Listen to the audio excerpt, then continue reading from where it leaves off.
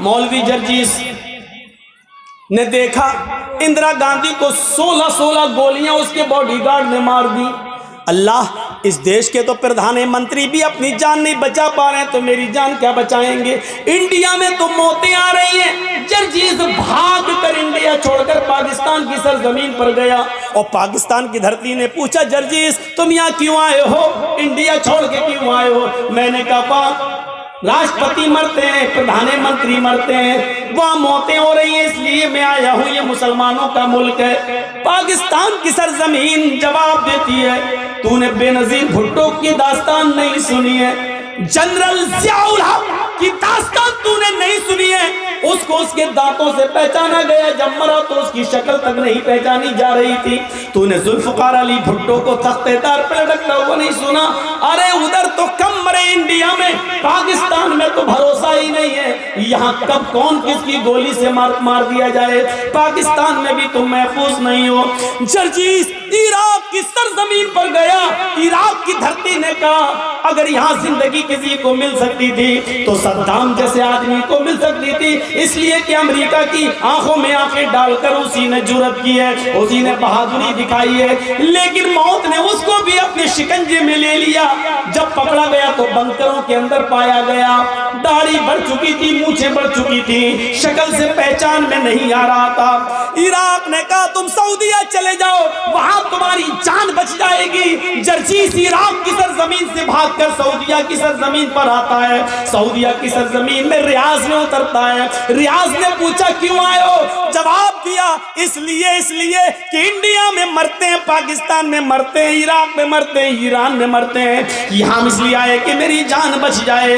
रियाज की सरजमीन ने कहा यहाँ पर भी जान नहीं बचेगी, इसलिए कि देखो शाह फैसल को उसके भतीजे ही ने मर्डर कर दिया, उसके भतीजे ने मार डाला, बाद में उसको भी कत्ल किया गया।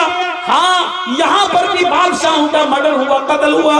अगर तुम्हें अपनी जान बचाना है तो मक्के में चले जाओ, वहाँ जनाब मोहम्मद रसूलुल्लाह पैदा हुए थे, शायद वहाँ जान बच जाए। जर्जीस मक्के में जाता है, मक्के का नजारा देखकर खुश हो जाता है। जैसे अंदर घुसता है उसको तवाफ करने का मौका मिलता है। अभी उसने खाने काबा के साथ चक्कर लगाए थे, अभी मकाम इब्राहिम पर 2 रकात नफिल नमाज पढ़ी थी, अभी दुआ मांगी रहा था, अभी सफा मरवा के चक्कर लगा ही रहा था। इतने में अजान की आवाज आती है, अजान के लिए नमाज पढ़ी जाती है। जर्जीस नमाज पढ़ने लगा, खुश है, आज ऐसी बस्ती में आया हूँ जहाँ मोहम्मद रसूलुल्लाह पैदा हुए, यहाँ मेरी जान बचेगी, यहाँ कभी मौत नहीं आएगी। जर्जीस ने जब जोहर की नमाज पढ़ के सलाम फेरा, इमाम हरम ने नमाज पढ़ाकर सलाम फेरा, अस्सलामु अलैकुम व रहमतुल्लाह।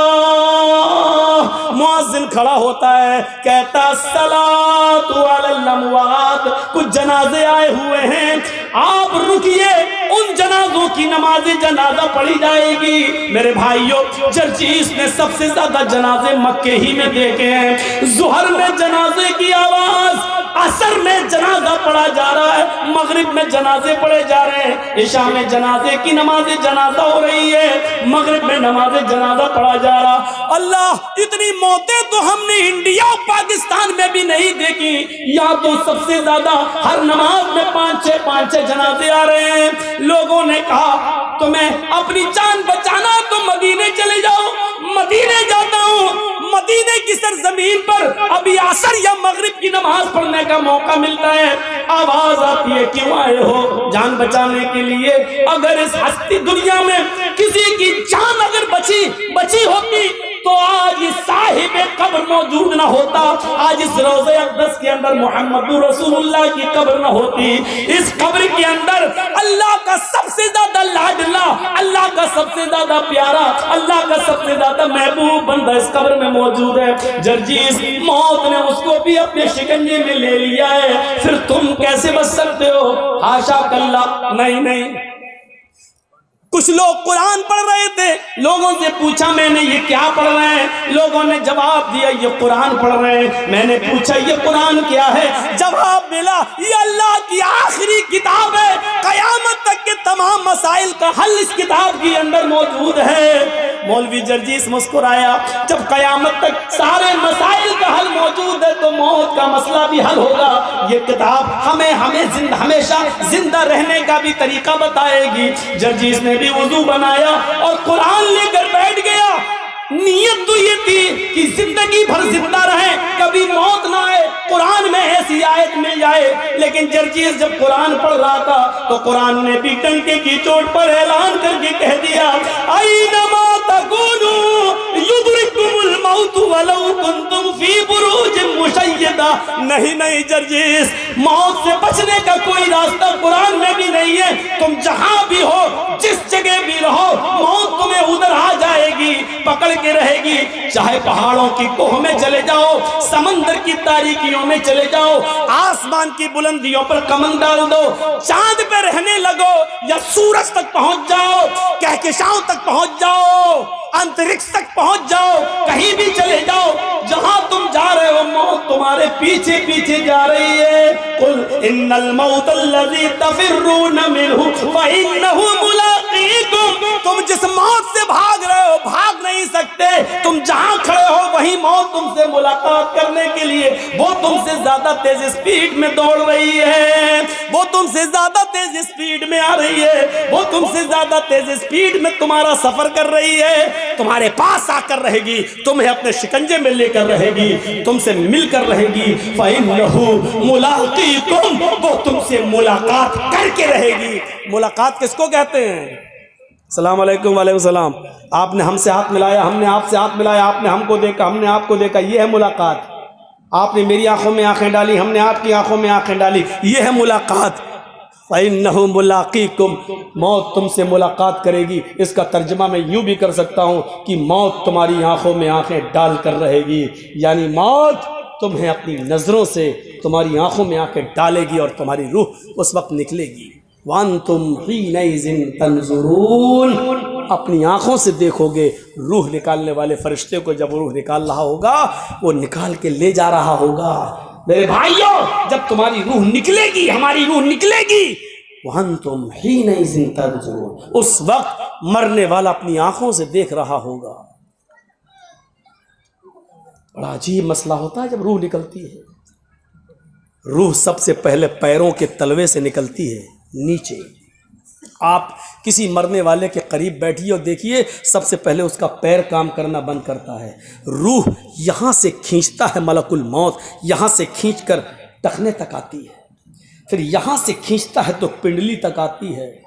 والساق بالساق، پنڈلیوں سے پنڈلیاں ٹکرا جاتی ہیں اور نیچے کا دھڑ کام کرنا بند کر دیتا ہے۔ پھر یہ روح کھینچتا ہے تو گھٹنے تک آ جاتی ہے، گھٹنے کے نیچے کا حصہ بیکار ہو جاتا ہے۔ پھر روح کھینچتا ہے تو ران تک آ جاتی ہے، ران سے نیچے کا حصہ بے جان ہو جاتا ہے۔ پھر روح کھینچتا ہے تو سینے تک آ جاتی ہے اور سینے سے نیچے کا حصہ بیکار ہو جاتا ہے۔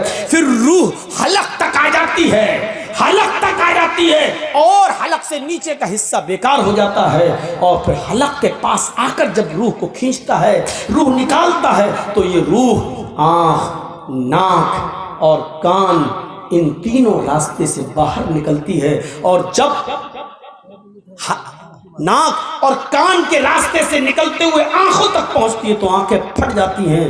اور آپ دیکھیے گا، مرنے والا جب مر رہا ہوگا تو اس کی آنکھیں کھلی رہ جاتی ہیں۔ کیوں؟ قرآن کہتا ہے اس لیے کھلی رہ جاتی ہیں کہ وَأَنْتُمْ حِينَئِذٍ تَنْظُرُونَ، اس وقت وہ روح نکالنے والے ملک الموت کو اپنی آنکھوں سے دیکھ رہا ہوتا ہے، اور یہ دیکھ رہا ہوتا ہے کہ میری روح کو لینے والے رحمت کے فرشتے آسمان سے آئے ہیں یا عذاب کے فرشتے آسمان سے آئے ہیں، میری روح کو جنت کے فرشتے لے رہے ہیں یا ملک الموت کے ہاتھوں سے میری روح کو جہنم کے فرشتے لے رہے ہیں۔ وہ اسی دنیا میں دیکھ لیتا ہے کہ میری روح کو لینے کے لیے جہنم کے فرشتے آئے ہیں، جنت کے فرشتے۔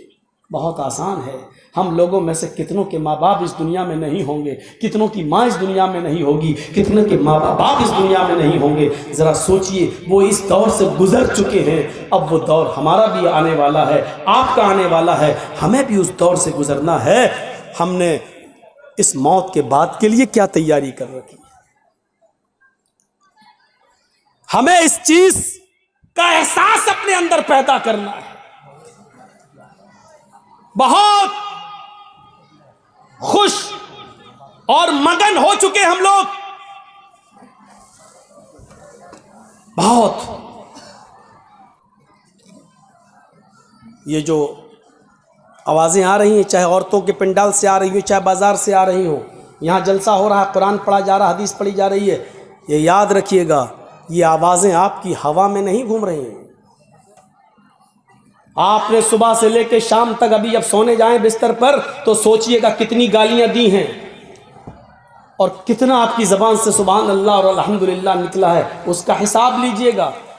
آپ ابھی تک اپنی پوری زندگی کا نہیں لے پائیں گے، لیکن آج کا حساب لیجئے گا، آج صبح سے شام تک کتنی گالیاں دی ہیں، کتنوں کو دھوکہ دیا ہے، کتنوں کو ناجائز ستایا ہے، کتنوں پر ظلم کیا ہے اور کتنوں کے ساتھ اچھا سلوک کیا ہے۔ آپ نے جو کچھ بھی کیا ہے وہ اس ہوا میں گھوم نہیں رہا ہے، بلکہ اس کو فرشتے ریکارڈ کیے ہوئے ہیں۔ اچھا کیا تو دائیں ہاتھ کے فرشتوں نے ریکارڈ کر رکھا ہے، برا آپ کی زبان سے نکلا تو اس کو بائیں ہاتھ کے فرشتوں نے ریکارڈ کر لیا ہے، وہ اس ہوا میں ہے نہیں۔ یہ مت سوچئے گا کہ اس ہوا میں گھل گیا اور مل گیا اور چلا گیا، نہیں، وہ ریکارڈ ہے، وہ ریکارڈ ہے، اور قیامت کے دن اللہ اس ریکارڈ کو ہمارے سامنے پیش کر دے گا۔ فَمَن يَعْمَلْ مِثْقَالَ ذَرَّةٍ خَيْرًا يَرَهُ وَمَن يَعْمَلْ مِثْقَالَ ذَرَّةٍ شَرًّا يَرَهُ۔ ذرہ برابر نیکی کی ہوگی تو اس کو بھی تم اپنے نامہ اعمال میں دیکھ لو گے، ذرہ برابر برائی کی ہوگی تو اس کو بھی تم اپنے نامہ اعمال میں دیکھ لو گے۔ اس چیز کا احساس ہمارے اور آپ کے اندر آنا چاہیے۔